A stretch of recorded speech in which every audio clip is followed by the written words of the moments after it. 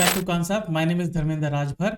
Concept के option C के session में आपका स्वागत है, जहां पर हम बात करते हैं कुछ डेटा पॉइंट, जहां पर हम बात करते हैं स्ट्रेटजीज के बारे में। ठीक है, तो दोस्तों आपने बहुत सारे मेरे सेशन अटेंड किए होंगे। तो ऐसे ही मैंने लास्ट टाइम एक मैंने सेशन लिया था जिसमें मैं कुछ हेजिंग के बारे में मैं कह रहा था। ठीक है, जहाँ पर मैंने कुछ डिस्कस किया था कि अगर लोगों का माइंडसेट नेकेड कॉल ऑप्शन या पुट ऑप्शन लेने की, मतलब मैं कहूँगा कि उनकी मेंटालिटी नहीं है, माइंडसेट उनका नहीं है, तो उनको हेजिंग के तौर पे जाना चाहिए, राइट। क्योंकि हेजिंग में क्या होता है कि आपका जो रिस्क है वो डिफाइन हो जाता है, ठीक है, एंड उसके मुताबिक हम उसमें सेटअप बना सकते हैं। क्योंकि देखिए हेजिंग में होता क्या है कि अगर मैं हेजिंग कोई भी स्ट्रैटेजी में बना रहा हूँ तो उसमें मेरा रिस्क पहले से डिफाइन रहेगा कि मैक्सिमम मेरा इतना लॉस हो सकता है और मैक्सिमम मेरा इतना प्रॉफिट हो सकता है। ये हेजिंग का फायदा है, ठीक है। इसको मैं डिस्कस करता बोर्ड पे, फिर मैंने आपको कुछ वहाँ पर स्ट्रैटेजीज बताई थी, ठीक है, जिसका मैंने एक स्ट्रैटेजी ऑलरेडी मैंने बता दिया है, जो कि मैंने आपको बताया था कि हम आयरन फाइव बनाएंगे, ठीक है, जो मैंने आपको कल बताया था। अभी मैं जो सेकंड स्ट्रैटेजी है मैं उसके ऊपर डिस्कस करूंगा। ऑलराइट, तो चलिए डिस्कस करते हैं। पहले मैं आपको बताऊंगा कि हेजिंग के बारे में, ठीक है। जो लोग पहली बार सेशन देख रहे हो उनको थोड़ा हेजिंग जानना जरूरी है, उसके बाद मैं स्ट्रैटेजी पर मैं आता हूँ, ठीक है। तो चलिए मैं अपना स्क्रीन शेयर करता हूँ, फिर हम बात करेंगे स्ट्रैटेजी के बारे में, ठीक है। तो देखिए दोस्तों, जब हम स्ट्रैटेजी की मैं बात करूं, ठीक है, जब भी मैं कोई पर्टिकुलर ऑप्शन को मैं बाय कर रहा हूं, चाहे मैं कॉल ऑप्शन या पुट ऑप्शन को मैं बाय करता हूं या फिर मैं फ्यूचर को बाय करता हूं, ठीक है। तो ये तीन चीज़ें अगर मैं डेरिवेटिव सेगमेंट में अगर मैं ट्रेड करता हूं तो मुझे ये तीन जो मैं कहूँगा इंस्ट्रूमेंट है, इसमें हम ट्रेड लेते हैं, राइट। अभी इन्हीं तीनों को लेकर हेजिंग भी बनाई जाती है और इन तीनों को लेकर आप नेकेड ऑप्शन या फ्यूचर भी हम बाय कर सकते हैं, ठीक है। अभी इसमें होता क्या है, अगर मैंने मान लीजिए कॉल ऑप्शन मैंने बाय किया, पुट ऑप्शन बाय किया, तो जो एटीएम का स्ट्राइक होता है, जैसे मैं यहाँ पर निफ्टी को मैं बाय कर रहा हूँ, ठीक है। अब निफ्टी का देखोगे कि वीकली एक्सपायरी है, तो उसका टाइम डीके देखोगे होता रहता है, ठीक है। मैं कहूँगा कि जब एक हफ्ते से स्टार्ट होता है तो टाइम डीके धीरे धीरे उसका बढ़ता रहता है, लेकिन फिर भी ऑन एन एवरेज अगर आप देखोगे in the beginning of expiry, ठीक है, मतलब मैं अगर नेक्स्ट वीक की एक्सपायरी वाला ले रहा हूँ और मैं आज उसका मैं जो ऑप्शन है मैं उसको देख रहा हूँ, तो उसका जो प्रीमियम है अराउंड आप देखोगे 150, ठीक है, 180 या कभी कभी 200 भी रह सकता है, ठीक है, डिपेंडिंग अपॉन दी आईवी। और यहाँ पर पुट का भी सेम कंडीशन है, अगर एटीएम का मैं ले रहा हूँ तो इस तरीके से उसका ऑप्शन का प्रीमियम होगा, ठीक है। प्रीमियम बहुत ज़्यादा भी हो सकता है अगर आईवी काफ़ी उनकी अच्छी है, आईवी काफ़ी बड़ी हुई है, ठीक है। तो यहाँ पर अगर मैं एक लॉट में बाय करता हूँ, ठीक है, एक लॉट अगर मैंने बाय किया तो एक लॉट मेरा है 75, ठीक है, निफ्टी में 75 क्वांटिटी है, मतलब कि एक लॉट में मेरा यहाँ पर 15,000 का इन्वेस्टमेंट हो रहा है, अगर मैंने वो पर्टिकुलर स्टॉक को जो ऑप्शन है उसको मैंने 200 रुपये पे खरीदा, ठीक है। उसी केस में अगर आप इसमें जाओगे, हमारा जो निफ्टी है, ठीक है, निफ्टी में सॉरी बैंक निफ्टी में 30 का लॉट साइज है, ऑलराइट, 30 का लॉट साइज है। और उसका जो एटीएम का जो स्ट्राइक है in the beginning of month, क्योंकि उसका जो मंथली एक्सपायरी होता है तो बिगिनिंग ऑफ मंथ में थोड़ा ज़्यादा महंगा रहता है, आधे में थोड़ा कम हो जाता है, और जब आप इसमें जो एक्सपायरी के नियर आते हैं तो और भी कम हो जाता है। तो स्टार्टिंग में आप देखोगे वो 1000 के आसपास रहता है, और जब एक्सपायरी नज़दीक आ जाती है तो 400 के आसपास आ जाता है, ठीक है। तो 30 के हिसाब से अगर मैं देखूँ तो यहाँ मेरा 30,000 लगेगा और यहाँ पर मेरा 12,000 रुपये लगेंगे, करेक्ट। तो ऑन एन एवरेज आप देखोगे इसका भी कुछ इसी के सिमिलर है, मतलब अगर पास के एक्सपायरी में मैं देखूँ तो यहाँ तक मेरा इसमें प्रीमियम लग रहा है। तो ये चीज़ मैं आपको इसलिए बता रहा हूँ क्योंकि जब ऑप्शन बाइंग करते हो, ठीक है, तो आपका प्रॉफिट अनलिमिटेड रहता है लेकिन लॉस लिमिटेड रहता है, जहाँ पे आप देखोगे कि जितना आपने प्रीमियम दिया है, मतलब बाय करने के लिए जितना प्रीमियम आपने दिया है उतना ही आपका इसमें लॉस रहेगा। तो जहाँ पर मैं 15,000 देख रहा हूँ, जहाँ पर मैं 12,000 देख रहा हूँ, 30,000 हो, मैक्सिमम मेरा इतना लॉस हो सकता है, ठीक है। अभी लोग क्या करते हैं, लोग मल्टीपल लॉट से ट्रेड करते हैं। लोग सोचते हैं कि हम इसमें थोड़ा ज़्यादा पैसा बना लेंगे, ठीक है, प्राइस मूवमेंट के हिसाब से। तो वो क्या करेंगे, मान लीजिए यहाँ पर उन्होंने 10 लॉट लिया तो यहाँ पर 1.5 लाख रुपए आपके लगे हुए हैं। यहाँ पर भी मान लीजिए आपने 5 लॉट लिया तो यहाँ पर 1.5 लाख रुपए आपके लग चुके हैं। अब 1.5 लाख रुपए में अगर मान लीजिए कि यहाँ पर 15,000, अभी 15,000 मतलब मान लीजिए कि थोड़ा सा 10% भी अगर वो जो ऑप्शन का प्रीमियम नीचे आता है, मतलब ऑप्शन का जो प्रीमियम है वो यहाँ पर 200 रुपये है, अब 10% की मैं बात करूँ तो 180 पर आएगा। तो 180 पर भी अगर वो आता है तो आप देखोगे आपको यहाँ पर इजीली 10% के हिसाब से 15,000 का नुकसान दिखाना शुरू कर देगा, ठीक है। तो यहाँ पर लोगों का जो कॉन्फिडेंस है वो लूज होना शुरू होता है, ठीक है। फिर वो कहते हैं कि कैसे कैसे ये बाइंग पर आ जाए, मैं यहाँ पर एग्जिट कर लूँ, ठीक है। तो यहाँ पर क्या होता है कि मैं आपसे ये कहना चाह रहा हूँ कि आपका लॉस कितना हो सकता है, प्रॉफिट कितना हो सकता है, मैं वो बात कर रहा हूँ। ठीक है। और ये जो फिनोमिनन होता है, जो मैं कह रहा हूँ कि थोड़ा सा नीचे आता है तो 1.5 लाख में से 15,000 कम हो गया, मतलब 1,35,000 उनको दिखना शुरू होता है। ठीक है, और भी उससे कम हो सकता है। तो लोग ये लॉस कई बार बेयर नहीं कर पाते हैं, तो उनका जो साइकोलॉजी है, माइंडसेट है, वहाँ पर हिल जाता है। अभी वो यहाँ पर सोचते हैं कि कैसे कैसे ये बाइंग पर आ जाए और वहाँ पर मैं एग्जिट कर लूँ। ठीक है, और वो बाइंग पर देखो आता भी है। ठीक है, और हर बार नहीं आता लेकिन कई बार आता है। तो अगर वो बाइंग पर आ गया और वहां से देखोगे कि कई बार पूरा ब्रेक करके बहुत ऊपर जाता है। तो मतलब अगर आपने 200 पे उसको लिया है तो हो सकता है वो 220, 230, 250 भी चला जाए। ठीक है, तो फिर हम वहां पर सोचते हैं कि अगर मैंने यहाँ पर लेकर इसको होल्ड किया होता, अगर मैंने ये स्ट्रैटेजी के तहत जिसको मैंने बाय किया था, हम यहाँ पर अगर होल्ड किए होते तो मुझे बहुत अच्छा प्रॉफिट दे रहा होता। तो 10 लॉट के हिसाब से वहां पर मुझे काफ़ी अच्छा प्रॉफिट वहां पर दे रहा था। मतलब आप देखोगे जो जहां पर मुझे 10% का लॉस हो रहा था, अगर मैं 1,500 जो 1.5 लाख की जो मैं बात करूँ, 10% का लॉस हो रहा था। अभी यही चीज़ आगे देखोगे तो उनको प्रॉफिट हो रहा होगा। करेक्ट, जो उन्होंने 50 रुपये पे अगर मैं कहूँ वहाँ पर किसी को 750 के हिसाब से अगर मैं उसमें जाता हूँ तो काफ़ी ज़्यादा प्रॉफिट हो रहा है मुझे, 30,000 के ऊपर का प्रॉफिट हो रहा है। तो लोग ये उनकी मंशा रहती है। अभी इसी तरीके से बार बार अगर उनके साथ होता है तो वो अपना कॉन्फिडेंस लूज करना शुरू करते हैं। ठीक है, फिर वहाँ पर उनके मन में ये आता है कि नेकेड कॉल ऑप्शन बाय करना मेरे लिए नहीं है, या ट्रेडिंग मेरे लिए नहीं है। ऐसा ऐसा उनके मन में विचार आना शुरू होते हैं। ठीक है, तो मैं इसी संदर्भ में बात कर रहा हूँ कि अगर आप नेकेड ऑप्शन जब आप बाय करते हैं और आपका कॉन्फिडेंस उतना अच्छा नहीं है, मतलब आप ये सोच नहीं पाते हो कि मुझे इसमें होल्ड करना चाहिए या मुझे इसमें बने रहना चाहिए। राइट, अभी देखिए क्या होता है कि अगर हम पर्टिकुलर जो भी स्टॉक को हम बाय करते हैं, ऑप्शन को बाय करते हैं, हर एक का माइंडसेट अलग अलग होता है। कोई बहुत ही स्ट्रांग विल पावर होता है तो जो उसको होल्ड करने की क्षमता रखता है तो वो होल्ड करते हैं, लेकिन हर किसी में नहीं है। इसलिए आप देखोगे maximum number of traders loss करते हैं, क्योंकि वो अपने माइंडसेट के हिसाब से चल रहे हैं, उनका माइंडसेट ऑलरेडी बिगड़ा हुआ होता है। तो यहाँ पर क्या होता है, जब तक वो डेवलप नहीं होता तब तक हम क्या करेंगे, हम थोड़ा सा रिस्क को मैनेज करके चलेंगे। तब वहाँ पर क्या करते हैं, हम यहाँ पे जो भी पर्टिकुलर स्टॉक है उसमें हम हेजिंग करके चलते हैं। अभी मुझे ऐसा लगेगा कि हेजिंग में करूंगा तो मुझे कैपिटल ज़्यादा लगेगा, उसका भी मेरे पास सोल्यूशन, मैं आपको कैपिटल दिखाऊंगा कि कितना आपको लग सकता है। अभी यहाँ पर मैं जब हेजिंग की बात कर रहा हूँ तो लास्ट टाइम मैंने आपको बताया था आयरन फ्लाई। आज मैं आपको बता रहा हूँ आयरन कॉन्डोर। ठीक है, आयरन कॉन्डोर स्ट्रैटेजी, इसको कैसे अपनाया जाए। अभी आयरन कॉन्डोर स्ट्रैटेजी कब अपनाई जाती है, जब लो वोलेटिलिटी होता है, जब लो वोलेटिलिटी होता है तब इसको अपनानी चाहिए। ठीक है, हम इसको हाई वोलेटाइल मार्केट में नहीं अपना सकते, तो लो वोलेटाइल मार्केट में इसको अपनाइए। कई बार लोग क्या करते हैं, इसको आप देखोगे साइडवेज जो होता है, लो वोलेटिलिटी का मतलब साइडवेज ही है। तो साइडवेज दिन भर में जो साइडवेज होता है तो उसमें उनको होता है, जैसे कि कल अगर हमने इसको अपनाए होते तो कल हमें अच्छा प्रॉफिट मिल रहा होता। ठीक है, आप देखिए कि ट्रेंडिंग मार्केट कहीं ना कहीं जाके आप देखोगे साइडवेज हो ही जाता है। अभी साइडवेज जनरली होता कहाँ पर है, आप देखोगे जनरली साइडवेज आप देखोगे कहाँ पर होता है, जब वो एक लेवल से निकल के दूसरे लेवल पर जाता है, अक्सर वहां पर साइडवेज होता है। अब ये जो लेवल्स होते हैं बड़े लेवल्स होते हैं। ठीक है, तो इनको आप जनरली बड़े टाइम फ्रेम में आप इसको फाइंड आउट करने की कोशिश करिए। आप 15 मिनट के हिसाब से जा सकते हो, आप इसमें 1 घंटे के हिसाब से भी जा सकते हो। राइट, 15 मिनट के हिसाब से भी जा सकते हो, आप 1 घंटे के हिसाब से भी उसमें उसको आसानी से देख सकते हो। ठीक है, तो हम क्या करेंगे, हम इसके हिसाब से इसमें ट्रेड बनाना शुरू करें। तो इसमें अगर मैं आपको चार्ट पे लेकर जाऊं, ठीक है, तो हम यहाँ पर जाते हैं चार्ट पर, analyse charts order and trade. ठीक है, तो देखिए जैसे कि हम यहाँ पर निफ्टी को एंटर कर लेते हैं, ये रहा हमारा निफ्टी, यहाँ पर मैंने निफ्टी को लगा लिया है। ठीक है, इसको थोड़े से बड़े टाइम फ्रेम में जाते हैं, 15 मिनट में हम जाते हैं। ठीक है, अगर मैं इंट्राडे में भी अगर मैं कर रहा हूँ तो 15 मिनट के हिसाब से कर रहा हूँ। अभी देखिए ये मोमेंटम आप देख सकते हो इसका कैसा है। ठीक है, 12 तारीख को देख सकते हो, कुछ खास वोलेटिलिटी नहीं है। ठीक है, आई एम सॉरी, यहाँ 12 तारीख को देख सकते हो, यहाँ पर ऊपर गया, 13 तारीख को ऊपर गया, उसके बाद देखो ये साइडवेज यहाँ पर होना शुरू हुआ जब एक पर्टिकुलर जोन में यहाँ पर आया हुआ है। ठीक है, अभी इसको थोड़ा सा मैं कम करता हूँ। ठीक है, ये देखिए कुछ लेवल्स यहाँ पर बनाए हुए हैं।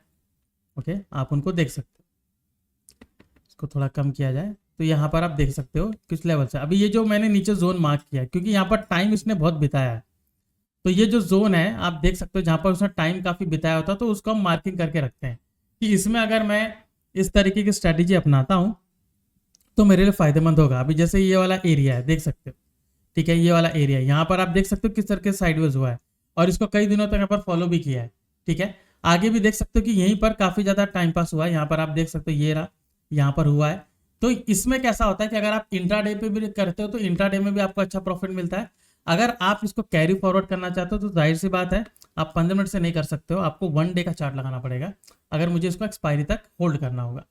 तो जाहिर है एक्सपायरी तक अगर मैं इसको होल्ड करना चाहता हूँ, ठीक है, और मुझे पता है कि मार्केट अभी ज़्यादा मोमेंटम नहीं देगा तो उसके हिसाब से मुझे रखना चाहिए। अभी देखिए मैंने यहाँ पर क्या किया है, यहाँ पर देखिए ये पूरा यहाँ पर एक पर्टिकुलर एरिया जहाँ पर काफ़ी ज़्यादा यहाँ पर इसने टाइम बिताया, ये देख सकते हो। ये पूरा जनवरी 13 से लेके पूरा आप देख सकते हो 29 जनवरी तक इसी जोन में रहा है। अभी ऐसा क्यों हुआ, क्योंकि लास्ट टाइम भी यहाँ पर इस जोन में काफ़ी इसने टाइम बिताया था। अब ऊपर वाले एरिया में भी जाओगे तो वहां पर भी आप देख सकते हो कि काफ़ी जगह इसने वहां पर टाइम बिताया था। तो मैं अगर लो वॉलेटिलिटी के हिसाब से देखूँ तो मैं ये स्ट्रैटेजी अपना सकता हूँ जो कॉन्डोर स्ट्रैटेजी है। अभी लो वॉलेटिलिटी आप और कब हो सकती है, जिस दिन आईवी गिरा होता है उस दिन भी हो सकती है। ठीक है, तो हम क्या करेंगे, जब आईवी गिरा हो या वॉलेटिलिटी बहुत कम हो, ठीक है, या फिर बीच में बहुत काफ़ी ज़्यादा ऑसिलेट कर रहा है तो मैं उसको अपना सकता हूँ। तो ऐसे में मुझे कैसे चेक करना है कि वोलेटिलिटी लो हो सकती है या क्या हो सकती है, तो मैं यहाँ पर क्या कर सकता हूँ, एक बार इंडाविक्स को चेक कर सकता हूँ। ठीक है, तो यहाँ पर एनालाइज में जाके इंडाविक्स को चेक करिए। अभी इंडाविक्स में क्या होता है आप देखिए, जस्ट अ मिनट, यहाँ पर चेंजेस पे क्लिक करिए। ऑलराइट, तो यहाँ पर चेंजेस आपको दिखा रहा है कितना यहाँ पर चेंजेस हुआ है। ठीक है, यहाँ पर आप देख सकते हो 0.28, 0.7 इस तरीके से इसका बदलाव है। ठीक है, तो यहाँ पर 0.66 देख सकते हो, यहाँ पर 0.3, 0.6 इसको थोड़ा कंटिन्यू किया है। ठीक है, तो हमें इससे भी अंदाजा लगाने को मिलता है कि वोलेटिलिटी कुछ खास नहीं है। अगर मैं इसमें काउंटर स्ट्रेटेजी बनाऊंगा तो मेरे लिए अच्छा बन सकता है। तो मुझे बेसिकली क्या करना पड़ेगा, मुझे जब इंडाविक्स को मैं देख रहा हूँ कि वोलेटिलिटी कुछ खास है नहीं, और उसके बाद अगर मैं देखता हूँ कि मुझे जोन चाहिए तो जोन मार्क करना मेरे लिए थोड़ा डिफिकल्ट होता है। तो हम क्या कर सकते हैं, हम दो चीज़ का सहारा ले सकते हैं। हम जाएंगे ट्रैक में ओपन इंटरेस्ट। ओपन इंटरेस्ट में हम देख सकते हैं कि जो OI है सबसे ज़्यादा किधर है। ठीक है, नियरेस्ट वाला मैं देखूंगा, ज़्यादा दूर नहीं जाऊंगा। ठीक है, ज़्यादा दूर मुझे नहीं जाना है। ठीक है, अगर मैं इंट्राडे या फिर 1-2 दिन के लिए मैं इसको होल्ड करना चाहता हूँ तो मुझे ज़्यादा दूर जाने की ज़रूरत नहीं है। ठीक है, तो यहाँ पर देख सकते हो जैसे करंट प्राइस है 23,000, तो अप टू 23,400 तक मैं जा सकता हूँ, या फिर 22,600 तक जा सकता हूँ। ये मेरा एक जोन होगा। ठीक है, अगर इसके अलावा अगर आप जोन फाइंड आउट करना चाहते हैं on the basis of statistical term, तो टूल्स में जाइए, यहाँ पर ऑप्शन राइटर को सेलेक्ट करिए। ठीक है, जब आप ऑप्शन राइटर को सेलेक्ट करते हो तो यहाँ पर देखिए अगर मुझे 2-3 दिन, यहाँ पर 1-2-3 दिन के लिए ये स्ट्राइक मुझे दिया है, तो यहाँ पर मैं देख सकता हूँ कि 23,485 मेरा हाईएस्ट स्ट्राइक है एंड 22,458 मेरा लोवेस्ट स्ट्राइक है। तो इसके बीच में अगर मैं सेलिंग करता हूँ तो मेरे लिए फायदा है। ठीक है, अभी इंडिया विक्स में जैसे यहाँ पर आपको मैंने दिखाया था कि परसेंटेज वाइज अगर मैं इसको यहाँ पर मैं देखता हूँ, ठीक है, 15.39 है, और इन द बिगिनिंग, मंथ के बिगिनिंग में 14 पॉइंट समथिंग कुछ था। ठीक है, वहां से बढ़ के आप देखोगे कितना हुआ है, 1.4 ऐसे परसेंटेज ही है। तो इसको मैं 100 के मल्टीपल में मैं लेता हूँ। ठीक है, 100 के मल्टीपल में आप लीजिए कि जितना मंथ के स्टार्टिंग में इस तरीके से कर सकते हो। नहीं तो हम क्या कर सकते हैं कि एग्रीगेट करना पड़ता है कि मैं पिछले 4 हफ्ते का एग्रीगेट कर रहा हूँ, ठीक है, या फिर 2 महीने का एग्रीगेट कर रहा हूँ, वो भी कर सकते हैं। ठीक है, तो यहाँ पर मैंने क्या किया, मैंने मंथ के स्टार्टिंग से मैंने लिया है कि एग्रीगेट इसका कितना आ रहा है। ठीक है, तो मैंने देखा कि वहाँ से यहाँ तक अभी तक 1.4 समथिंग इसमें आ रहा है। तो मैं 100 से मल्टीप्लाई करके करूँगा तो 140 पॉइंट्स का डिफरेंस आता है। तो 140 पॉइंट्स में जो करंट स्ट्राइक है उसके ऊपर या उसके नीचे मैं कर सकता हूँ अगर मैं कैरी फॉरवर्ड कर रहा हूँ 2-3 दिन के लिए, क्योंकि यहाँ पर जिस तरीके से इसका रेंज बना हुआ है मैं उस तरीके से बात कर रहा हूँ। ठीक है, तो यहाँ पर आप क्या करिए, हम यहाँ पर जाते हैं। ठीक है, देखिए मैंने ऑलरेडी यहाँ पर बना के रखा हुआ है, सो मैं एक और बार आपको दिखाता हूँ कि किस तरीके से बनेगा। ठीक है, तो मुझे स्ट्राइक ऑलरेडी पता है, तो अभी हम क्या करेंगे, स्ट्राइक के हिसाब से जाएंगे।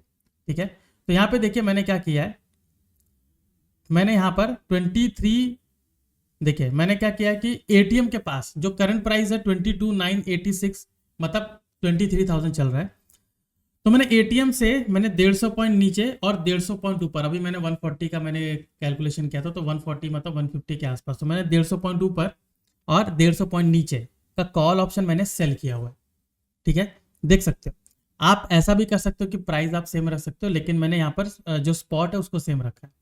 तो मैंने 150 पॉइंट ऊपर और 150 पॉइंट नीचे मैंने इसको सेल किया है। अभी इसको मुझे हेज करना है। रीजन ये है कि अगर मैं सिर्फ सेलिंग करता हूँ, ठीक है, मतलब दोनों को, तो मेरा क्या हो जाएगा, एक तरीके से स्ट्रैंगल हो जाएगा, ठीक है, स्ट्रैंगल हो जाएगा। मैंने जो मेरा अभी जो करंट एटीएम है उससे मैंने थोड़ा दूर लिया है, ठीक है, स्ट्रैंगल हो जाएगा। स्ट्रैंगल में या स्ट्रैडल आप करते हो तो लॉस अनलिमिटेड होता है, तो मुझे उसको लिमिट करना है। तो जब मैं उसको लिमिट करूंगा तो यहाँ पर मैं क्या कर रहा हूँ, एक दूर का जो ओटीएम होते हैं मैं दोनों बाय करता हूँ, ठीक है। तो जो हमारा कॉन्डोर स्ट्रेटेजी होती है, इसमें क्या होता है, ये आपका एटीएम का स्ट्राइक है, एटीएम का स्ट्राइक है। तो आप क्या करोगे, एक ओटीएम का जो स्ट्राइक है, ठीक है, ये किसका है, कॉल का, और नीचे आप देख लो एक पुट का ओटीएम का स्ट्राइक है, ठीक है, पुट का ओटीएम। आप क्या करोगे, ये दोनों को सेल करोगे, ये दोनों को सेल करोगे, ठीक है।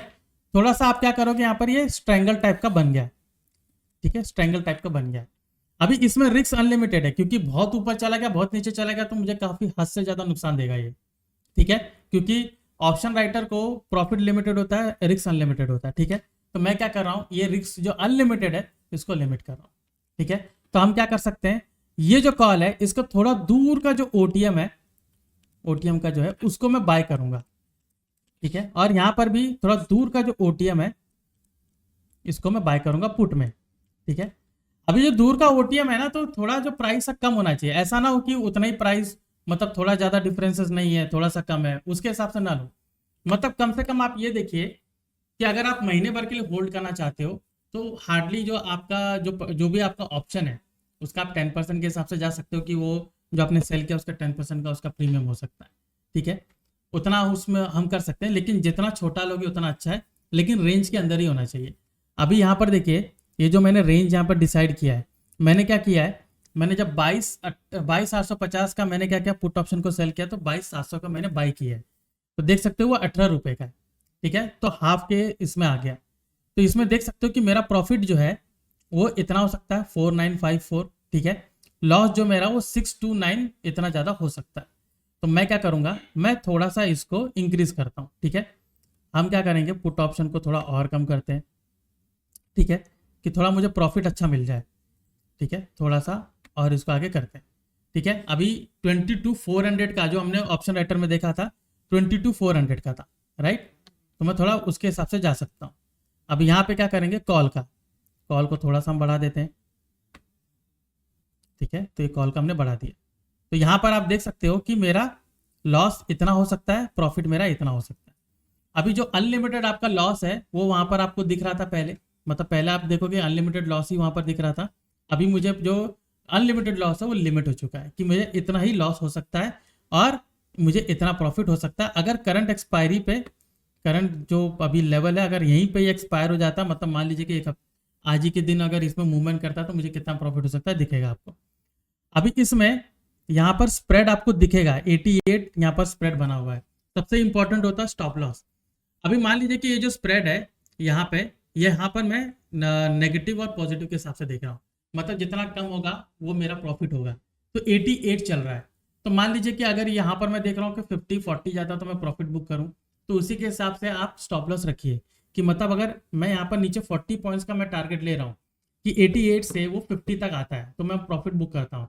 वैसे 88 से अगर वो 120 जाएगा तो मैं अपना एसएल हिट कर लूंगा, मैं वहाँ से एग्जिट कर लूंगा। तो यहाँ पर आप देख सकते हो ये जो स्प्रेड आपको बता रहा है इसके हिसाब से जो हमारा कॉन्सेप्ट का एप्लीकेशन है इसमें आपको दिखता है ये स्प्रेड कितना है। तो इसके हिसाब से हम क्या कर सकते हैं, अपना स्टॉप लॉस और प्रॉफिट एडजस्ट कर सकते हैं, क्योंकि ऑप्शन में स्टॉप लॉस लगाना बहुत डिफिकल्ट होता है, वो हम स्पॉट के हिसाब से लगाते हैं। लेकिन इसमें अगर आप देखोगे तो यहाँ पर आपको इस तरीके के स्टॉप लॉस भी आपको दिखेगा। अभी यहाँ पर ये जो एक्सपायरी के हिसाब से आप इसको एडजस्ट कर सकते हो, ठीक है। यहाँ तो मैंने आपको रफली बताया कि किस तरीके से यहाँ पर आप इसको देख सकते हो, मतलब इन डिटेल नॉट रफली। मैंने आपको ये बताया कि किस तरीके से जो कॉल और पुट को हम सेल करेंगे और कॉल और पुट को बाय करेंगे हेज करने के लिए, ठीक है। हम इसको क्या करेंगे, हम जब भी इसको स्ट्रेटेजी को डिप्लॉय करेंगे तो 2-3 चीज़ें हमें देखना जरूरी है। आईवी क्या चल रहा है वो देखना जरूरी है, जो जोन है वो देखना जरूरी है, प्लस निफ्टी है वो ज़्यादा वोलेटाइल नहीं है वो देखना जरूरी है। कुछ दिनों से वोलेटिलिटी उसके कम है तो उस दिन मुझे उसको अपनाना चाहिए, ठीक है। और रही बात, जैसे मैंने आपको पहले भी मैंने बताया कि अगर थोड़ा मेरा माइंडसेट अभी स्ट्रांग नहीं है तो इसके हिसाब से मैं इसमें जा सकता हूँ अदरवाइज आप डायरेक्शनल वाला करना चाहते हो तो उसमें bull call spread, bull put spread हम उसमें लेते हैं, ठीक है, बेयर पुट स्प्रेड भी लेते हैं, मतलब डायरेक्शन के हिसाब से लेते हो, वो भी एक हेजिंग स्ट्रैटेजी होती है। बट इन केस अगर जो मार्केट है वो ज़्यादा साइडवेज है या मार्केट मैं कहूँगा कि ज़्यादा वॉलेटिलिटी नहीं है, तब हमें इस स्ट्रैटेजी से जाना चाहिए। अभी मैंने ये ऐसा क्यों कहा, क्योंकि 70% of the time market sideways रहता है, इसके वजह से मैंने आपको ये सलाह दी कि अगर आप ये स्ट्रैटेजी अपनाते हो तो आप फायदेमंद रह सकते हो in case of low volatility. तो आज के सेशन में हमने देखा कि आयरन कॉन्डोर स्ट्रैटेजी क्या होती है, ठीक है, मैंने आपको ब्रीफली एक्सप्लेन किया व्हाट इज कॉन्डोर स्ट्रैटेजी, ठीक है, जो मैंने पहले सेशन में आपको मैंने बताया था आयरन कॉन्डोर स्ट्रैटेजी होती क्या है, ऑलराइट, और मैंने आपको ब्रीफली यहाँ पर एक्सप्लेन किया। आई होप आपको ये पसंद आया होगा, आई होप आपको ये सेशन समझ में आया होगा, ठीक है। सो यहाँ आज के लिए इतना ही था, जहाँ पर मैंने आपको बताया कि आयरन कॉन्डोर स्ट्रैटेजी क्या होती है, ठीक है। मिलते हैं नेक्स्ट सेशन में, जहाँ पर मैं आपको बात करूंगा कि किस तरीके से हम यहाँ पर स्ट्रैटेजी को हम जहाँ पर हम बात करूंगा कि जो मैंने आपको थर्ड स्ट्रैटेजी मैंने बताई है वो कैसे मैं अपना सकता हूँ, ठीक है। तो थर्ड स्ट्रैटेजी के बारे में मैं आपको एक्सप्लेन करूंगा एंड ब्रीफली मैं आपको बताऊंगा, ठीक है। तो मैंने आपको 3 स्ट्रैटेजी यहाँ पर बताई थी। यहाँ पर मैंने आपको सबसे पहले आयरन फ्लाई स्ट्रैटेजी बताई थी, फिर मैंने आपको आज मैंने आयरन कॉन्डोर बताई है। अभी तीसरी वाली जो स्ट्रैटेजी है वहाँ पर आप देखोगे कि इसमें डेल्टा न्यूट्रल है, वो वाली स्ट्रैटेजी अपने बनाना है, ठीक है। ओके, तो हम तीसरी वाली स्ट्रैटेजी देखेंगे, ऑलराइट। तो चलिए ये सेशन अभी यहाँ पर हम खत्म करते हैं और फिर नेक्स्ट सेशन में मैं कुछ और आपके बात बताऊंगा। तब तक के लिए आपका नमस्कार, थैंक यू वेरी मच।